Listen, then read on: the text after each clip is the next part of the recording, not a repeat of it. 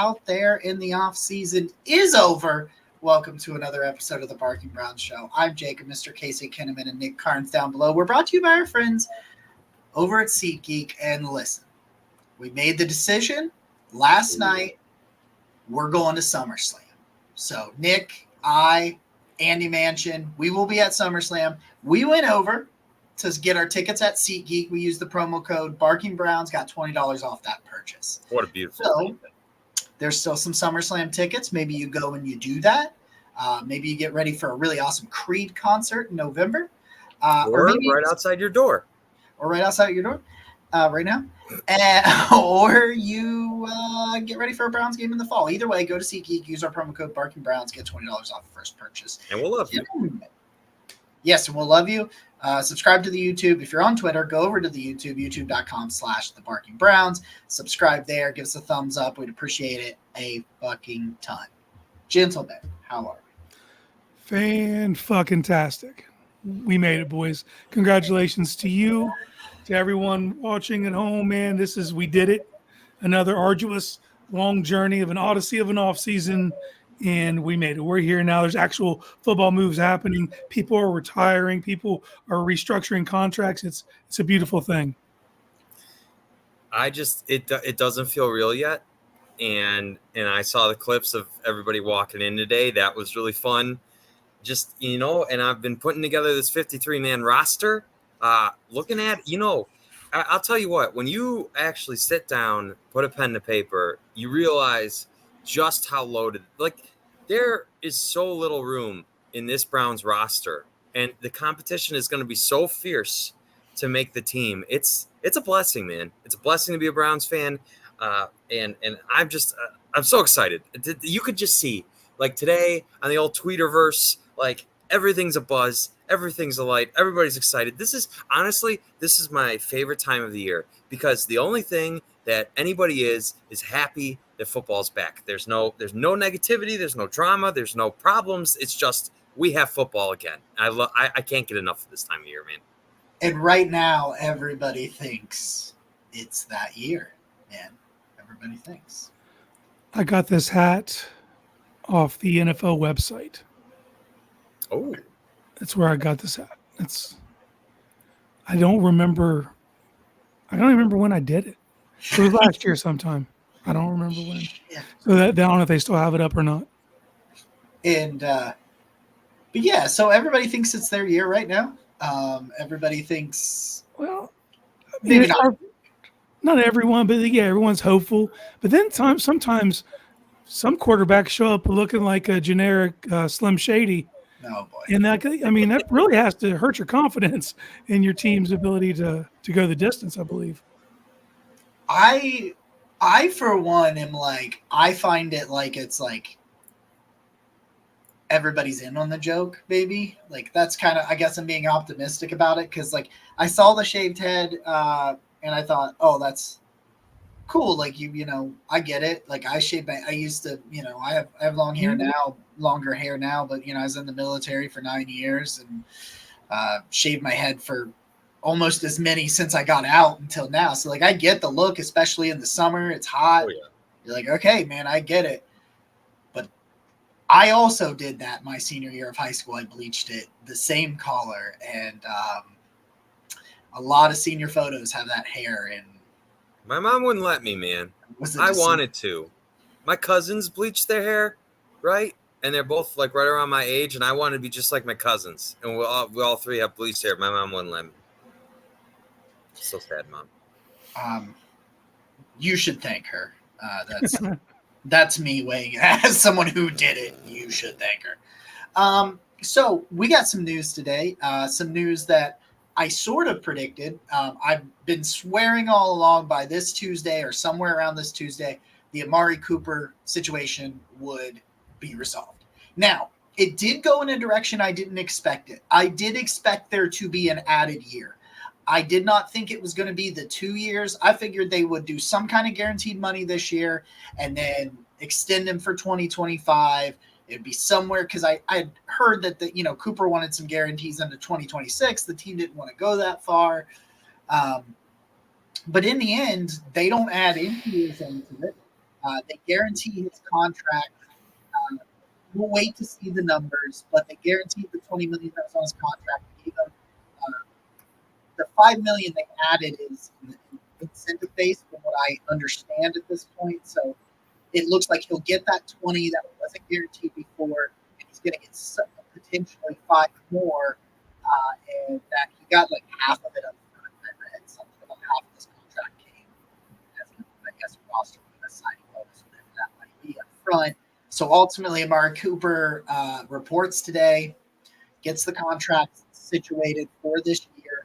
I've got some thoughts on that. I'm going to write it up on Browns Wire as well, but I got some thoughts on what I think the Browns are saying. And Casey, a lot of that comes from a conversation that we had, a very brief conversation we had in the chat where you had made a point about what you think this signals, and I've got some thoughts about that as well. But in the end, they showed you, they understood. In 2024, Amari Cooper has to be on the field for the Cleveland Browns. Mm-hmm. Got that done. So I'll kick it to you, Casey, and then to you, Nick. Just thoughts on what transpired.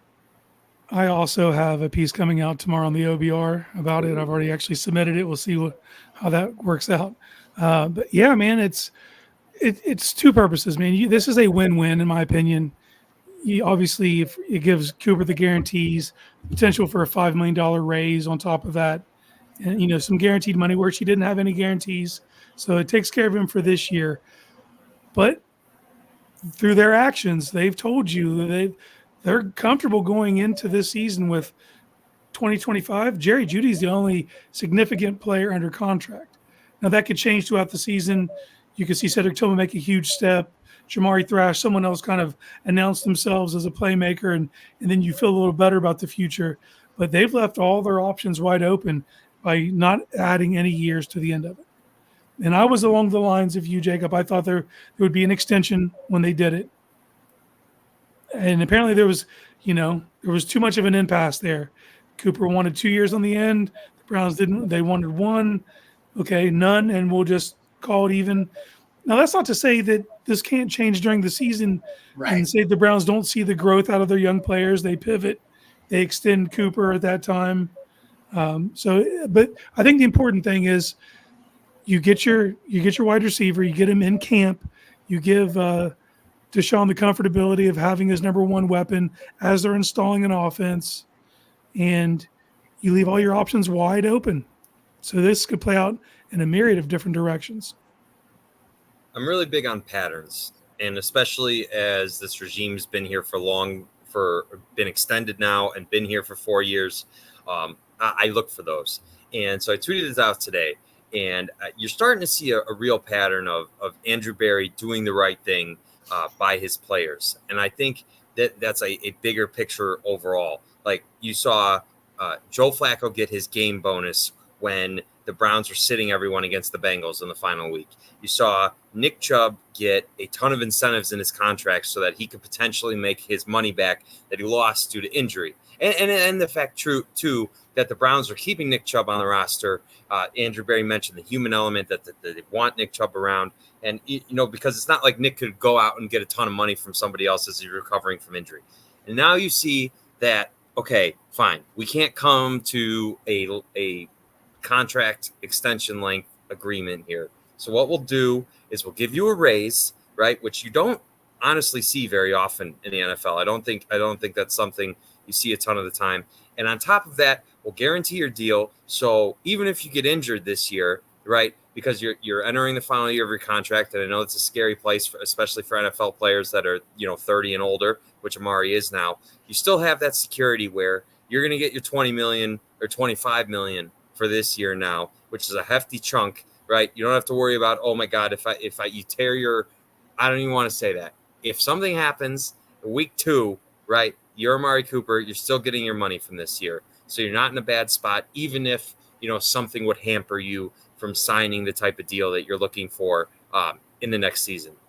And I think too that, okay, maybe you can't agree on the contract length, but you build up some goodwill from Amari, right, by doing right by him. So maybe the cap goes up. You evaluate your situation. Who knows where that's going to be and how much it'll go up. But maybe then you come back to the table because you've got that good faith from Amari, and you can get a type of deal done.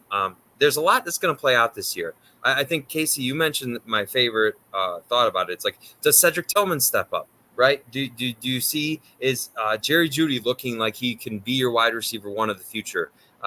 There's a lot of questions in the wide receiver room that aren't Amari Cooper, and so I'm really I think the Browns gave themselves a ton of flexibility, and they did right by Amari, which he very much deserves, in my opinion. Oh God, I gotta wake up. It's just like yawn. Yeah, I think a lot of this says about what they truly think about Jerry Jeudy. I think ultimately that's where I start with this. And I feel like that me and Casey are probably going to write the same article, and it's going to come out at like the same time. Everybody's going to be like, they can't even get original ideas. But they showed you a commitment to Jerry Jeudy, having tried to pursue him for multiple years to begin with, and then signing him to a contract. You know, he's not the highest paid wide receiver in football or anything, but it's a good contract. That's a Hardy-sized contract. And, you know, I think they've left the door open to where if Jeudy shows he can be that guy, and Elijah Moore, for an example, shows that he can be a role player. See, the way I look at it is it's the trio of Jeudy, Moore, and Tillman. That's the trio I think they want to be those guys going into the future. Now, that doesn't mean they don't want it to be a group of four and bring Cooper back, because a lot of things can happen, especially an interesting thing is they haven't restructured Watson's deal. Let's say Watson goes out there and he tears it up. There's a chance that they redo that deal by adding some years and spreading some cap money around. And then, oh, wow, there's the money for Amari Cooper. Like, right. A lot of things can happen. I don't think it signals that they're going to let him walk after 24. But I do think it signals they like the other guys on this roster. They expect those guys to take steps forward. And if they can't bring him back, they may feel comfortable moving on. Like, and a lot of that has to do with the fact that you get this entire season to figure that out. So, like, it is not a rush decision by any stretch of the imagination. You get to go out there and you go, oh, wow, Jerry Jeudy, he's a number 2. There's no way he can be a number 1. Watching what happened, you know, Elijah Moore, he's a 3, sure, but we still don't have a 1. You know, that can happen, and you bring Cooper back. But I think ultimately they're saying we value this player and what he brings us right now, but we also value and believe in the talent that we have scouted and recruited to Cleveland in Jeudy and Moore and Thrash and Tillman. And even David Bell, maybe. I don't know. We'll talk about David Bell in a little bit. But just we're comfortable knowing that these guys are going to potentially have bigger roles in 25. That's where I think this is ultimately. And, again, you get an entire season to figure it out. Like, it's great. That's me. That's where I'm at. I think you bring up a really good point.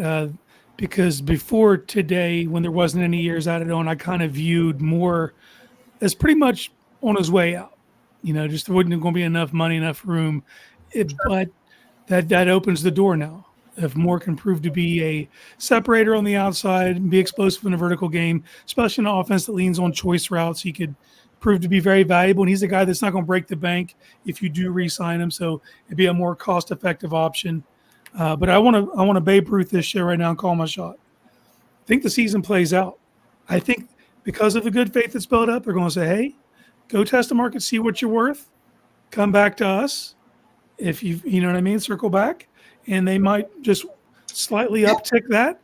And because I think his market, because he'll be, at that point, he'll be a guy who's 31 entering the season, and we'll see what the league views you as. Now, don't get me wrong, the Chargers could be like, here's 4 years and guarantees or whatever, and that would probably take the Browns out of it. But if another team only wants to offer a year or 2 contract, something commensurate, 26, I could see the Browns ponying up at that point. But I do think all the options are on the table, including incoming free agents. You look at players that are on the last year of their deal who are going to hit free agency. By not overextending yourself, you leave it open to anything. Are we leaving that T. Higgins door open still? Who's to say no? It didn't get closed today. That's what I would say. Yeah, I think ultimately that's what this deal is. The deal is like, yeah, we definitely know we need you for 24. Like, we need you for 24. Yep. We had to find a way to make sure you were here at 24, but we got a lot of doors we could open for 25.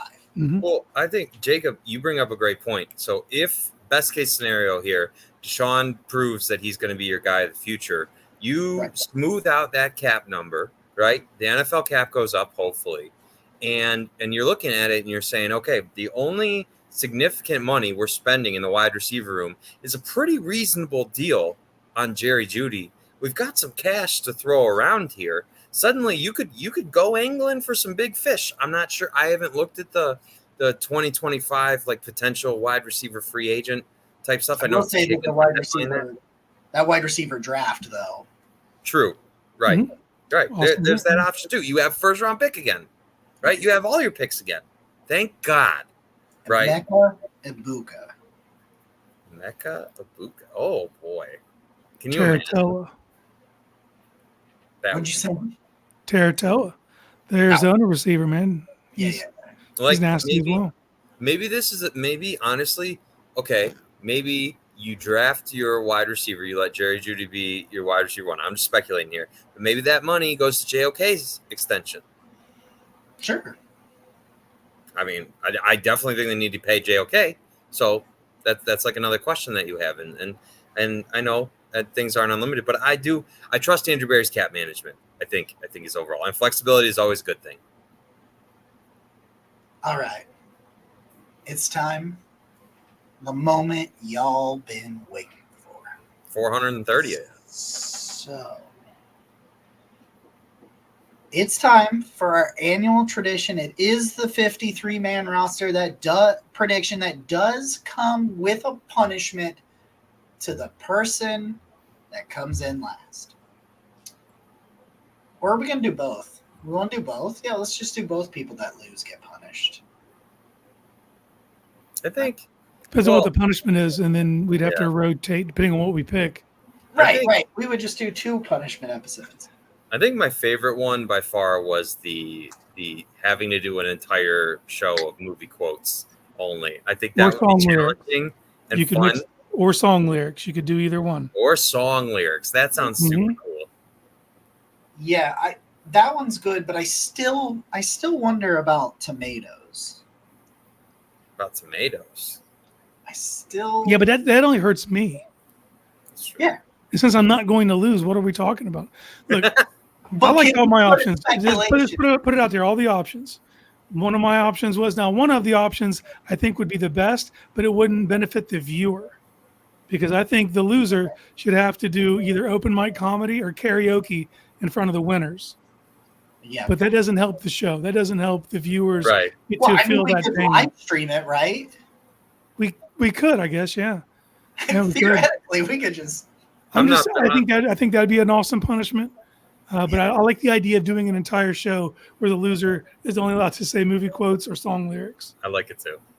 I'm not built for open mic night or comedy. I'll tell you that. I'm not built. Why is it punishment? It doesn't mean you got to go out there and kill it, like. Yeah. You put together a tight 3. I don't know. Eat a bunch of dick on stage, basically. Like. Yeah, you could suck. I'm okay with that. I'm okay with the movie quotes and song lyrics. I am as well. It's probably. I think like the punishment should certainly be a punishment, but maybe not go embarrass myself on stage. Oh, yeah, we'll save that for the NFL picks punishment. Okay. Let's live, baby. There's more coming. Okay. All right. Loser dresses up for a show as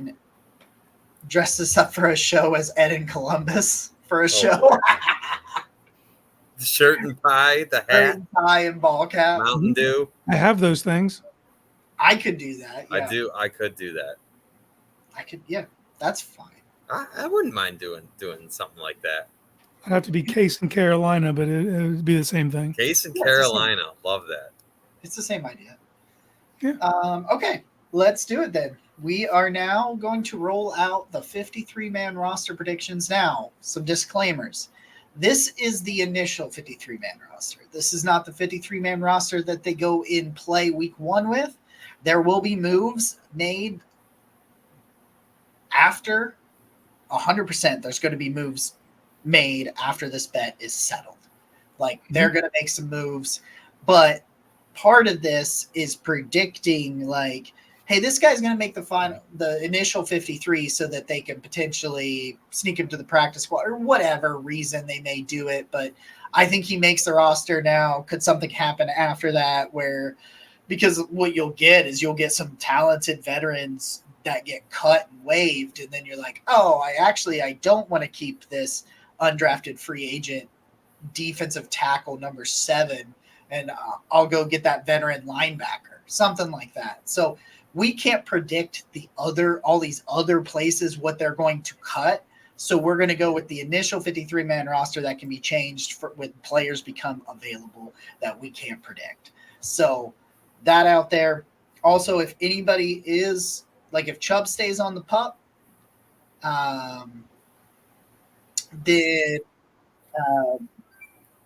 you can replace him. Anybody that's on the pup goes on IR. Doesn't get activated before the season in terms of pup, because like Chubb can be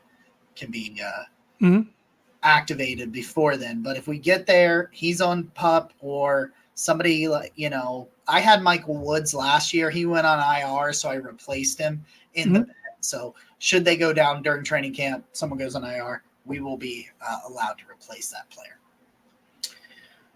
Let's start. Casey, I'll let you lead it off. Let's go with the quarterbacks. Pretty easy, man. This is chalk. This is Jameis, this is Deshaun, and this is DTR. That's my 3. I think we're gonna find a unanimous show opinion on that. Yeah. Watson, Winston, DTR. Yeah, I feel safe with those 3. All right, and move on to running back. This is where the conversation begins. Not really. I do have Chubb on the pup, starting on the pup. So I just have 3 rolling into the season. I have it as Foreman, I have Jerome Ford, and I have Nyheim Hines. And when Chubb is back off the pup, those 3 will remain on the roster. I agree. And I just want to touch on the quarterback thing. I think Tyler Huntley is an interesting addition, but I just can't see the Browns carrying 4 quarterbacks. And We're trading that fool. Yeah.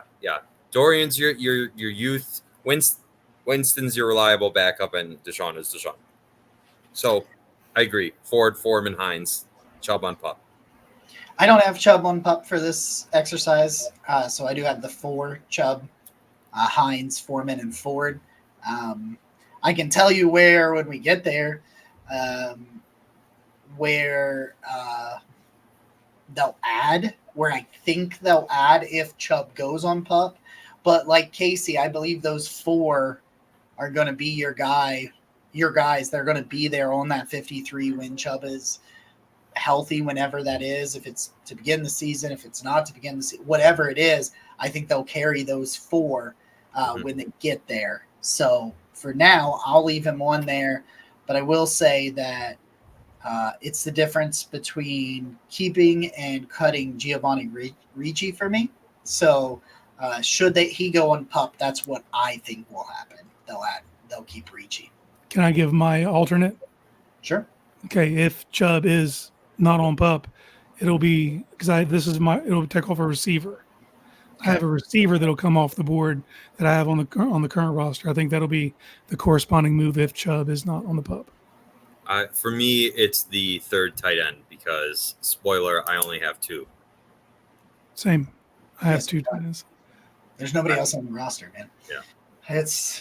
I wrote an article for Browns Wire. It's like 5 burning questions that I'm looking to have answered in training camp. And the very first one was like, who's going to step up at tight end? Like even if that guy just ends up being a practice squad guy, like there's got to be something, because if David or Akins go down, you've got to, somebody else is going to have to be at least active. You know? Yeah, you have to have someone on the practice squad you feel comfortable with elevating. Yeah. And maybe that's Trayton Welch. It could be. I think it would be ZMP. It could be, because he can block. He can play the 11. And I'm so interested to watch him this camp, because Noah, that will be ours. Noah. I don't know how to say his last name, so I'm not going to try. He is a very nice human being, though. At Browns with Noah. At Browns with Noah. There we go. He talked about it, Zaire Mitchell-Payton, and said, hey, this dude came in, just transformed his body, yoked out of his damn mind, and I'm like, all right. Like, you got me. If there was ever a year for him to push for the 53 or push for a game day elevation from the practice squad, I feel like that's his role, I think. Because I think he's someone you can sneak on there without having to sweat it, he's been on there the last couple of years. So, that. Can I throw a conspiracy real quick? I love a good conspiracy. Okay. Looking at, we were doing a review of the AFC West, and our lads had Greg Dulcich as the third string tight end for Denver. Trade Snoop Huntley and get Greg Dulcich. That's my move. I would take Dulcich. We could do that. I would be way happier with his tight end. He's been injured, but I think when he's on the field, he's at least shown promise. You got to get a third tight end. Flyer. You got to get a third tight end. He's got wide receiver move skills. That is a wide receiver in a tight end's body. Problem is he's got the not great hamstrings, but hey, it sounds like he's healthy now, though, going into camp. I was actually literally, it's so funny you brought that up, Casey, because I was just reading something from Broncos SI. Their Sports Illustrated for the Broncos, talking about him finally being healthy and there being opportunities in front of him. So, because I guess the other guys are hurt. So, there's got to be some tight end out there. I refuse to believe. I know my tight. Let's do. Can we do the tight ends? Go to tight ends. Okay. Njoku Akins. Akins. Boom. Okay, I get it. This is my final 53. I understand that. There has to be I've got a question mark here at the third tight end, because I refuse to believe that they are going to go in with just two. I refuse. So I know that's going to cost me a roster spot, but it's not like I can predict, right? No. So third tight end is going to be jumbo formation. It's going to be DeJuan Jones, and he catches a touchdown this year. Hey, now we're talking basketball skills. Oh, yeah. I can see. All right, don't you go buttering me up. You get me all hot and bothered on a Tuesday. Show his college highlights, right? He played basketball in college, right? Yeah, he was schooling people on the basketball court 2 weeks ago. There you go. Back at his height, it was part of it. So we're on the same page there. All right. So let's go one more offensive skill position here where I'm not sure if we're going to all line up. How about wide receiver? You want me to run mine real quick? Okay. Yeah. Coop, Judy, Moore, Tillman, Thrash, Bell, Woods. And if Chubb is not on the pup, Woods is the guy that gets kicked off. Okay. So, okay. I see what you're saying. For the record, I sent this to Jacob for posterity before we did the podcast. Yeah, Nick, do make sure you send that to me later so that I can track it. Okay. Yeah, I just got a sheet. Yeah, I'll take a picture. Just text it to me. Okay. Okay. I'm with you. I got 6: Cooper, Judy, Moore, Tillman, Thrash, Bell. I am in lockstep with you, Jacob. I wanted to put Michael Woods on there. I can't. The roster, it's just too. There's too many. Honestly, I was like, should David Bell make the roster? But I think the coaching staff trusts him. I think the coaching staff trusts him to do what he needs to do. He's just a solid possession receiver, and having solid possession receivers at the back end of your depth chart is never a bad thing. Right. When you're adding an uptick of choice routes, having a player who's going to be where he's supposed to be when he's supposed to be there, It just works. And I out of know all the it's young receivers, he has the lowest ceiling but the highest floor. So Yep. could be nothing, could be something. Saw him score 2 touchdowns against the Bengals in that meaningless game. I liked it. I think he makes it one more. I think this is his final shot, though. Like, to me, if David Bell doesn't separate himself from, Thrash, Tillman, that type of thing, this is his final year on the Browns roster. He's definitely on the bubble, though. I will say that. Yeah, I will say, I sitting here July 23rd, I feel confident that he will earn that spot. But man, I can't quit. It's very hard for me to quit Michael Woods, man. Like, it is so hard for me to quit Michael Woods. Mikey Trees, baby. I ain't giving up on him yet. Now, did either one of you have any consideration for James Brochet as like the second returner? No, because Ford can return, Hines returns, Elijah Moore can return punts. We've seen him do that. Like, I think you got the team might not be past this, but I'm past the specialization. Like, I need whoever's handling those duties to also give me something else in another position, not just be just a returner in my mind. That doesn't mean that's the way they think, but that's where I'm at in this team's in the roster construction. I want to give us the most flexibility by giving a guy who can contribute in other areas. And 2 of your backup running backs are good returners, and you throw Elijah Moore out there. I was about to say, give me Elijah Moore back there. I wouldn't be shocked to see Jamari Thrash and punts. No, not at all. I mean, you've got the athletic skill set. Yeah, you've got the skill set there to where you don't have to force a guy on the roster, especially not. See, the biggest thing about that, Nick, is what you said was second returner. Like, I don't need a second return specialist. Like, I think that's too much. Like, if none of these guys were experienced, adequate players, like if Hines just isn't ready, for an example, and maybe I think he will be, but like if he's just not ready, could they look? Maybe. Now, if there's an injury, say there's an injury to like David Bell or something along those lines, and Hines isn't 100%. I think there's a path, but it's like I almost feel like that path would go to Pierre Strong. True. I think these new kickoff return rules will benefit running backs more than the receiver type. The receivers are more on the punts than they are kickoffs, and the punts really aren't changing. It's the kickoffs. So yeah, I'm with you on that. All right, go ahead, Nick. Left tackle. I just threw all of my offensive linemen into one bucket. Oh, okay, all right. So I can give you. Can I give you my offensive lineman in a bucket? Want to, but mine's in one bucket. Okay, so here's my bucket. I've got Jedrick Wills, Adeniji, because I think they're gonna want someone who has a little more experience, and I just don't think that Hudson's gonna be there this time. So okay, Jedrick Wills, Adeniji, Conklin, DeJuan Jones, Posick, Allen, Whippler making it. I've got making it. Petonio, Zinter, Teller done. No Javion Cohen for me. Is that 10? That's 10. Okay. 1, 2, 3, 4, 5, 6, 7, 8, 9.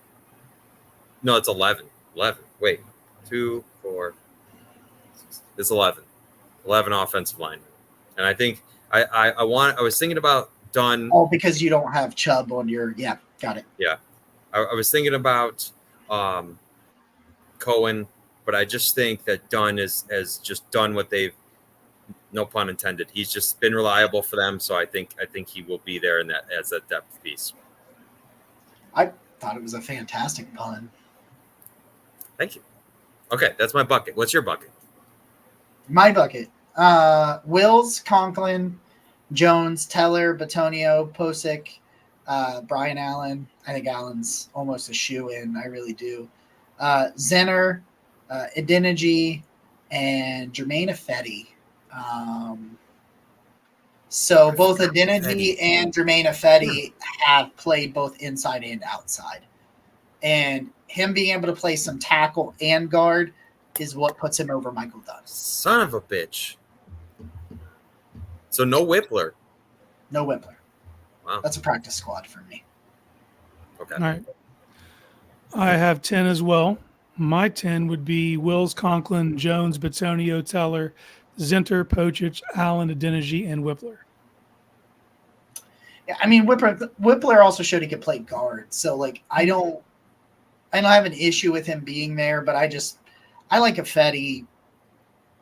Yeah. I don't know. I just like that tackle versatility. And Yeah. I've already got 2 centers, so that's kind of where I went. That was like a real point. I was like staring at this tackle sheet and thinking about it, and yeah, I think that could be a key difference. So Casey and I are team Whippler, and you are team. He hates Fred. him.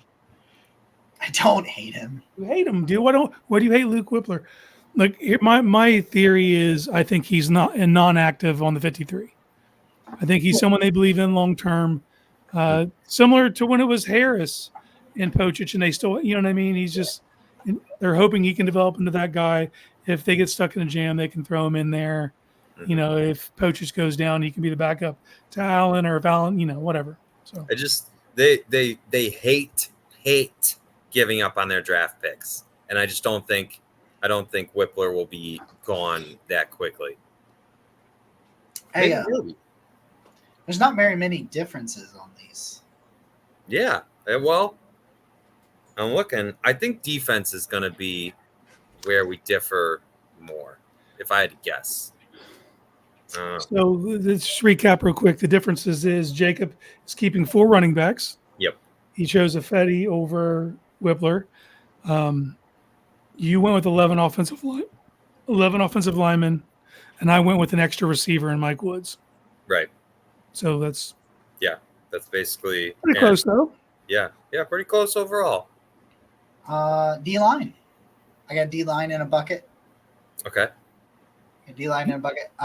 Myles Garrett, Zadarius Smith, Ogbo Okoronkwo, Alex Wright, Dalvin Tomlinson, Shelby Harris, Michael Hall, Quentin Jefferson, Isaiah McGuire.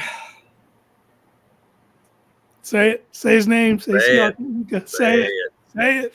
Siaka Ika. Yep. Yeah. I knew you were going to do it. Sell out.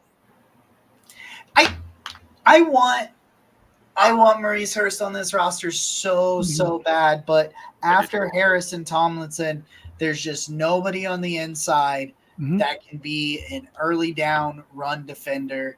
And Ika, and we're not even sure Ika can, but he has the best path.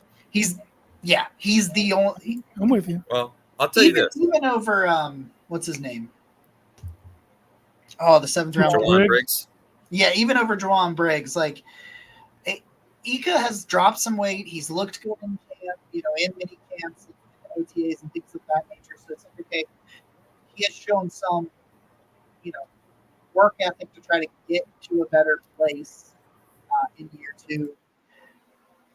And I mean, that was his thing. Like, I mean, you go back to his 2022 tape was not the greatest, but his 2021 tape, he was an early down run stuff. He anchored the line, and he was really good before they decided to play him completely out of position in 2022. And I just hope that he's a guy I think can be a 10, 12 snap rundown situation guy that can be serviceable if he put in that work, and it looks like he has.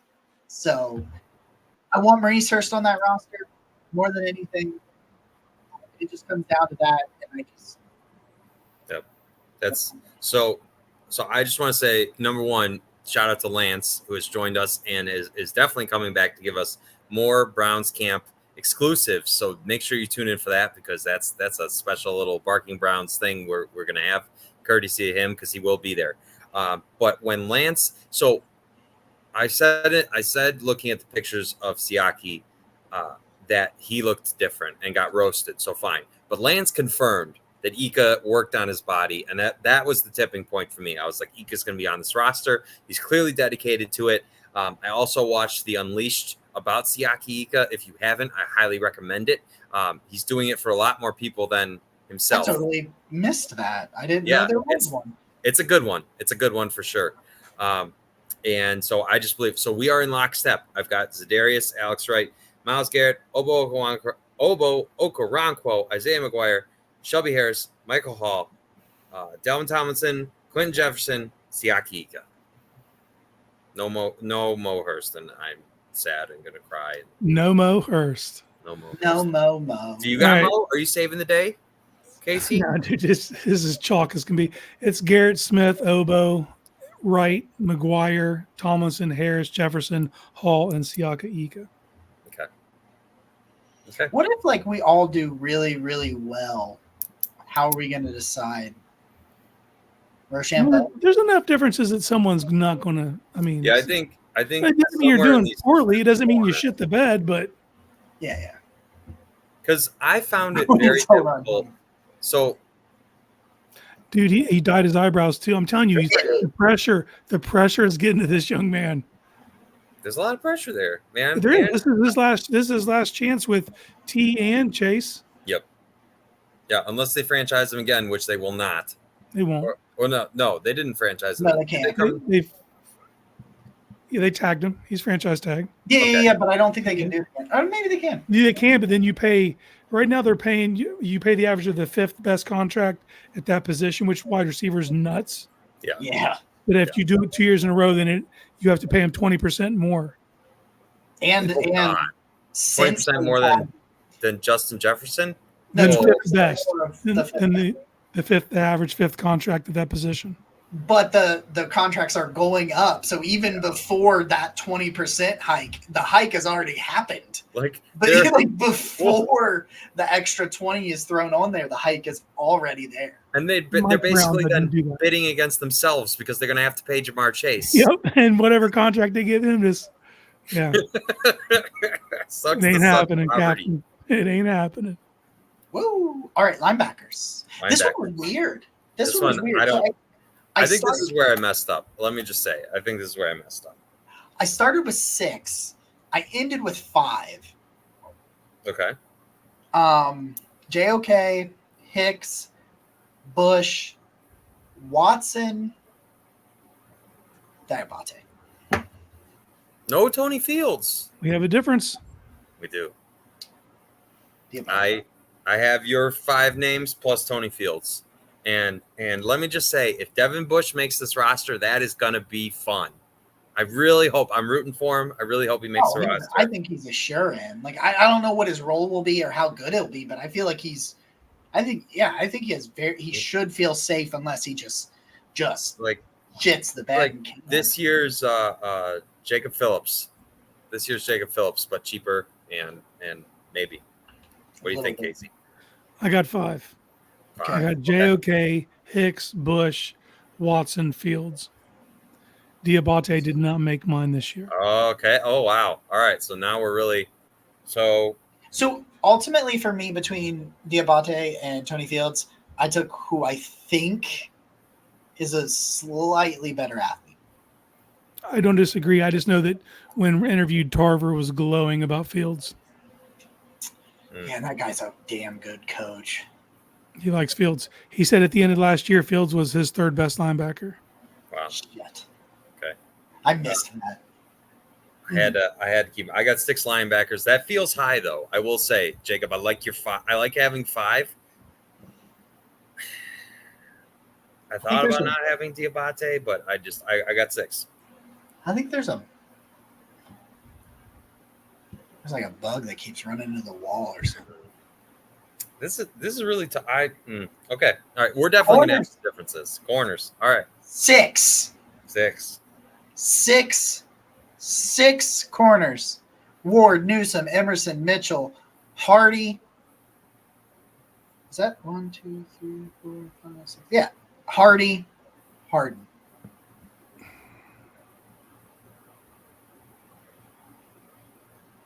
Ward, Newsome, Emerson, Mitchell, Hardy, Harden. Exact same. Damn. Exact same. I think Halisi, they try to get him to practice squad. They He do probably really gets like poached. him. Yeah. He probably gets poached because this is what Kansas City thought. Kansas City think, let's get him to practice squad. He was like, the hell you will. Look, We'll take that. I accidentally wrote Ward's name twice, but I meant Newsome. So I agree. Yeah. I don't know why I wrote Ward's name twice, but I meant Newsome, and we are in lockstep on the corners. I've done that before at work. We'll for like event parking when we do like the parking for the football games and stuff. I usually have an Excel spreadsheet, and once someone signs up for the shift or whatever, I put them all there, put them down there, and then like the day of the event or a couple of days before it, when we start assigning, you're gonna be working here and you're gonna be working. We'll start going through it, and I'll be like, didn't I just? And I'll have somebody on there. One time I had somebody on there 3 times because what had happened was I sent out an email. These are the shifts. Sign up for what you can. The person signed up. When I sent out another email trying to get more people to sign up, they said they could work that again. Yeah. So I was like, oh, I must not have put them before. And so I've been there. Safeties? Or do we have any? Do we have comments on the corners? I guess. I just think it's going to be really cool to see Miles Harden make the roster. That's going to be a fun story. I think they're really fucking good. Yeah. And the debate was the last safety for me versus the 6th corner. And I think Harden can kind of play that role if need be. Yeah. And I think ultimately a third guy that can play in the slot, because I think that's where they're putting a lot of focus on with Harden. Mm-hmm. And that allows some flexibility to where, say Emerson gets hurt or Ward gets hurt and Newsome bounces on the outside. And, Cam Mitchell obviously would go in the corner in the nickel, but if he's hurt or, you know what I mean? Like something along or that line. If you have to piecemeal it and you have to use 2 of them to make up for the difference of a Newsome. Yeah, like a rotational basis. On the outside, and you got Hardy's just playing special teams, but he's a cornerback. So, that's where he ends up. So safeties, go for it. I'm realizing that I messed up because I've got 25 offense and 26 defense, so that's not going to work. So I got to make a quick audible here. Somebody just got cut. Someone's getting cut here. But what I originally had was Delpit, Thornhill, McLeod, and Hickman. That was I was going to keep 4. So now I'm deciding between cutting Diabate or Hickman, and I haven't decided yet. Well, I got 4: Thornhill, McLeod, Delpit, Hickman. Exact same. Bell was the guy I left off in favor of keeping Harden. Yep. So I'm counting on Harden to be able to play a little in the box safety if need be. If it comes down to depth, let's hope it doesn't. Let's hope everybody's as healthy as possible, and that's not the option. But I think he has almost some like safety nickel, like monster back type qualities. Right. I made my decision. I'm cutting Diabate. Doesn't feel good, but I think when I'm looking at this team and I'm saying, okay, Delpit's paid, Thornhill's paid, McLeod is going for one last ride. Mm-hmm. You need some youth in that safety room. And I think Hickman just showed you so much upside and they just drafted another linebacker. They didn't draft a safety. So goodbye, Mahmoud Diabate. I'm sorry. It's official. CeeDee Lamb will not report tomorrow. Nor should. Drama. God damn it. I love it. The Cowboys are like if the Browns just like had no idea what they were doing with the cap, they'd be the Cowboys. So like the Browns like 6 years ago. Yeah. 5 years ago. Yeah. Because I mean, okay, so Amari Cooper's finishing the deal that he signed with the Cowboys that they couldn't afford to pay him, so they just handed him off to us and gave us the best Browns receiver in I don't know how many decades, but a lot. And if you think about the structure of that deal, it was straight up 5 years, $100 million, 20 a season. Yep. There was no escalation. There was no first year. Like the way the Browns load their contracts up, they're not playing the same game as the Cowboys, put it that way. Which, I mean, hey, that worked out our best. Like you are trotting Zeke Elliott, Rico Dowdle, and Deuce Vaughn out there in your running back room. That's what we're doing, right? And behind CeeDee Lamb, you've got like 32-year-old Brandon Cooks. Mm-hmm. And I mean, this is the Browns' week 1 opponent, right? Yep. So, and I'm just like looking at it, and I'm thinking about how they lost Dan Quinn, and I'm expecting the Browns' victory week 1. I'm expecting a victory walk, winner's walk, the whole thing.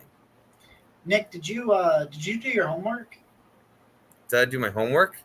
No, I haven't had time for anything. I was doing this. I'm sorry. I haven't watched the season finale of The Boys. I'm sorry. Which, let me just say, the episode previous, right, when Starlight's eyes flick, I was like, oh my God, my brain went. That was amazing. What a twist. Huey had a rough season, my guys. Like, that dude lost his dad, got sexually assaulted by multiple people. Perfect. Like that poor young man. I'm gonna take a little picture. Oh yeah, and then obviously we have the 3 special teamers, which speak for themselves. I'm gonna send this picture to Jacob so we are in lockstep. Happy Deadpool and Wolverine week to everybody out there that celebrates. My intention is Saturday.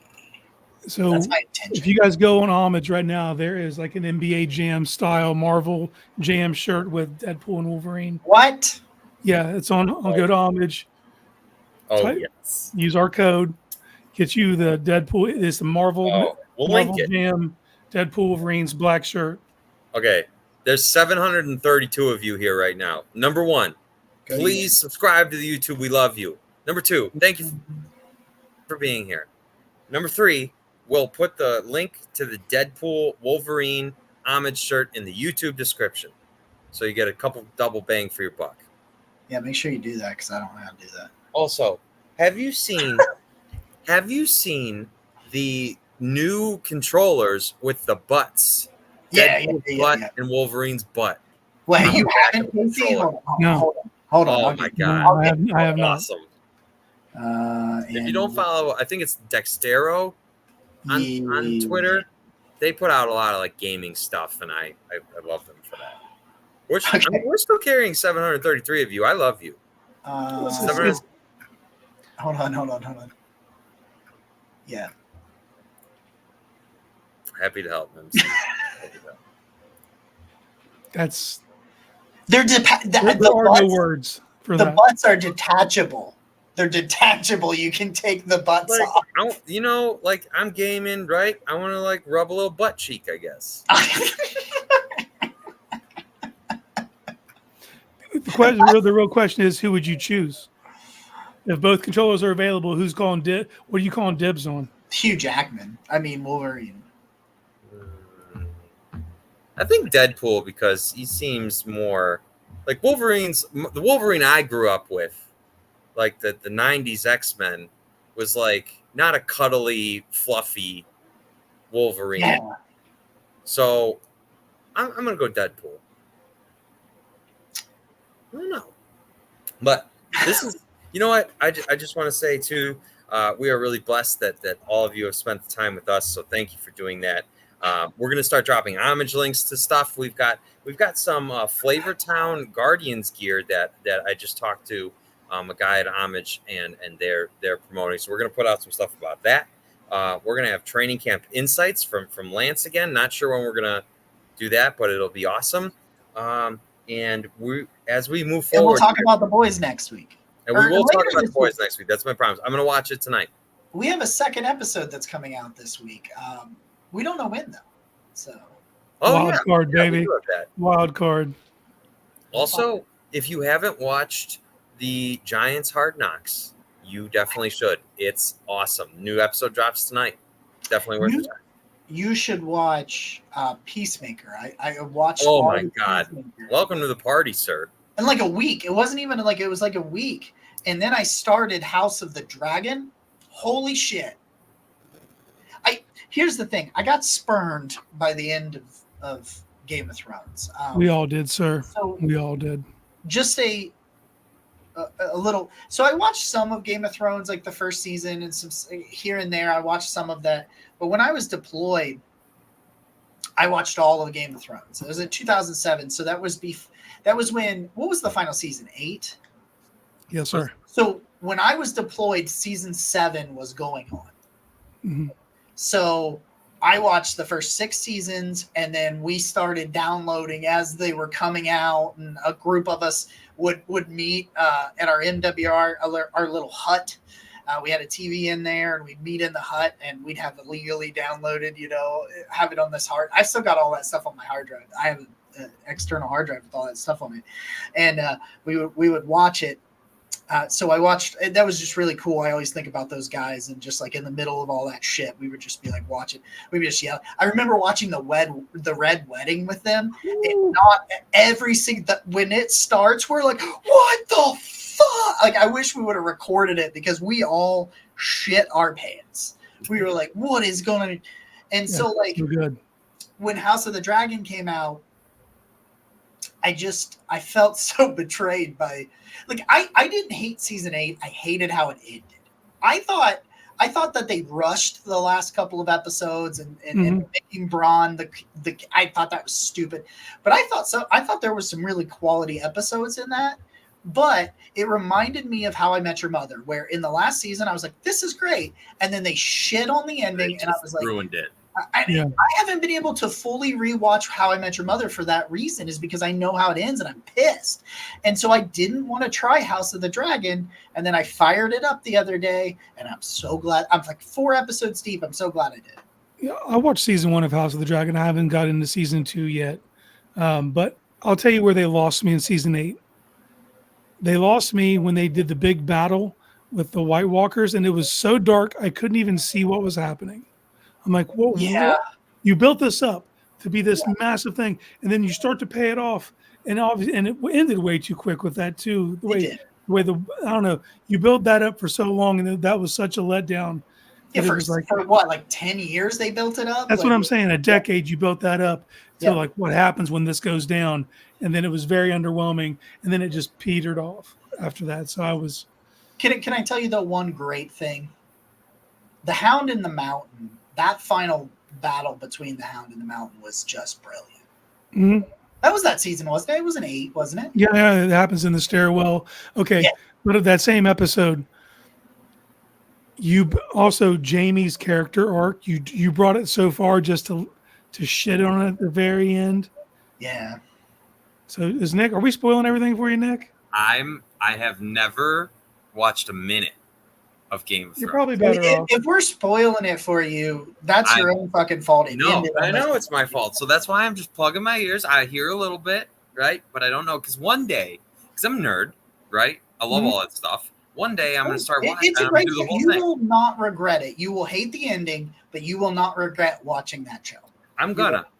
I'm notorious for being like 3 years late to something. But don't watch it with, in this case, a gazillion.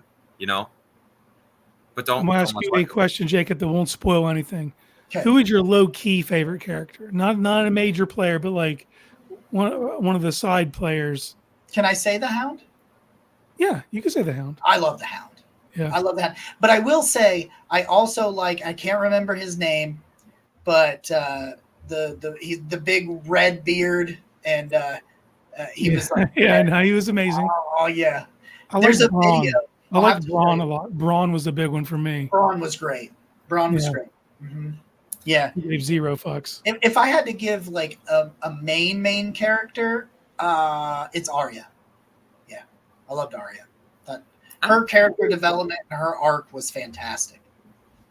I'm gonna finish. That's how we'll end the show.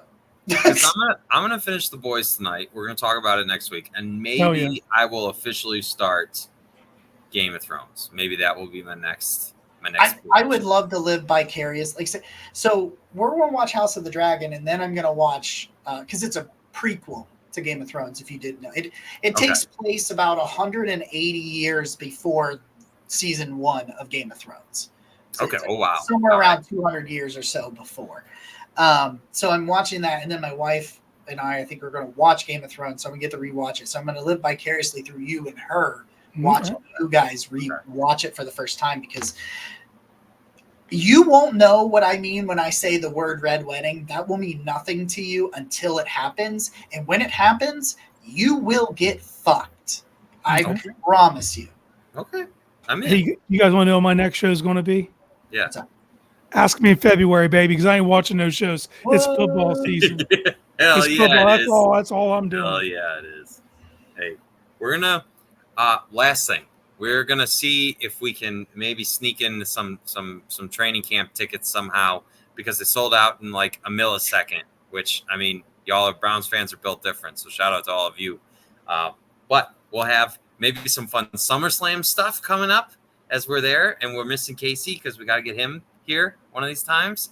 And thank you. You would think that our viewers went down talking all these shows. They actually went up. 784 of you right now. Love you.